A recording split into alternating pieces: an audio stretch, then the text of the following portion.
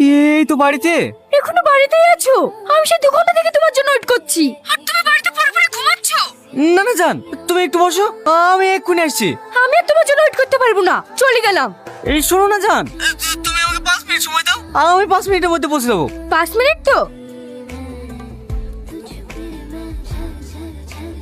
কিরে কোথায় যাচ্ছে? একটু বাজারে যাবো মা। এইভাবে? হ্যাঁ, কেন কি হয়েছে? একবার নিচে তাকিয়ে দেখ।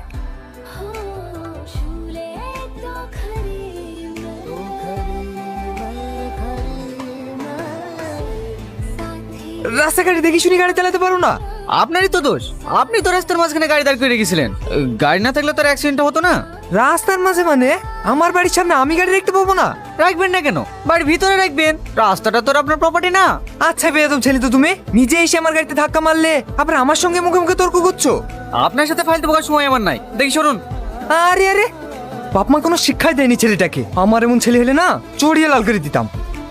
চলে এসেছি জান, 20 সেকেন্ড আগে চলে এসেছি। কি অবস্থা তোমার? কাম হলো কি করে?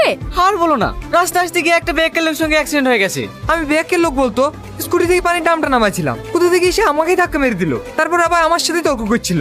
তর্ক করতে গিয়ে তো আমার লেট হয়ে গেল, নাহলে তো আমি আরো 1 মিনিট আগে চলে আসতাম। আরে 1 মিনিটের থেকে 10 মিনিট লাগুক, গাড়িটা তো সাবধানে চালাবে। আমি সাবধানে চালাচ্ছিলাম, রাস্তার মাঝে গাড়িটা না দেখলে অ্যাক্সিডেন্ট তো হতো না। আমার বাড়ির সামনে আমি গাড়ি রাখবো না বলতো? ওই সব আবল তাবল লোকের কথা বাদ দেন, আপনি একটু রেস্ট করুন। এমনিতে আপনার হাঁটুটা অনেক ফুলে গেছে। তোমার আর কোথাও লাগেনি তো? না জয়, আমাদের কথাটা তোমার আব্বুকে বলেছো? সেই জন্য তো তোমাকে আজ দেখা করতে বললাম। আব্বু কাল তোমাকে যেতে বলেছে। হ্যাঁ, তুই সত্যি বলছো? কাল আবার ওখানে গিয়ে কোনো আবল তাবল কিছু করো না, আমার আব্বু কিন্তু অনেক রাগী মানুষ। ও নিয়ে তুমি টেনশন করো না, তোমার আব্বুকে মানিয়ে নেওয়ার দায়িত্ব আমার। আব্বু, আকাশ। তুই এখানে? আব্বু, ও আকাশ। তুই এর কথা বলেছিলি আমাকে? পৃথিবীতে এত ভালো ভালো ছেলে থাকতে তুই এই বেয়াদবটাকে ভালোবাসিস? এসব তুমি কি বলছো আব্বু? ও কেন বেদম হতে যাবে? সেদিন অ্যাক্সিডেন্টে এই ছেলেটা আমার হাঁটুটা লড়ে দিয়েছে, রাতে ব্যথায় আমি ঠিক মতো ঘুমাইতেও পারিনি। সরি আঙ্কেল, আমি বুঝতে পারিনি আপনি জয়ের আব্বু। তোর আমি কোনো কথা শুনতে চাই না। আমি বেঁচে থাকতে আমার মেয়ের সঙ্গে কোনোদিনই তোর বিয়ে হতে দেবো না।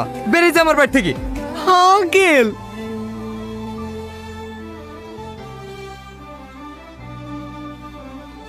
ওকে কতবার করে বললাম ওই ছেলে ভালো না, এইবার বুঝতে পারছি তো। ও কি ইচ্ছে করে করেছে নাকি? তোমার কাছে ক্ষমা চেয়ে দিয়েছিল, হোঁচট খেয়ে পড়ে গেল, ওর কি দোষ? তুই কেন বুঝতে পারছিনি? ও ইচ্ছা করেই করেছে। আব্বু তুমি ভুল ভাবছো, আকাশ ওরকম ছেলে না, ও অনেক ভালো ছেলে।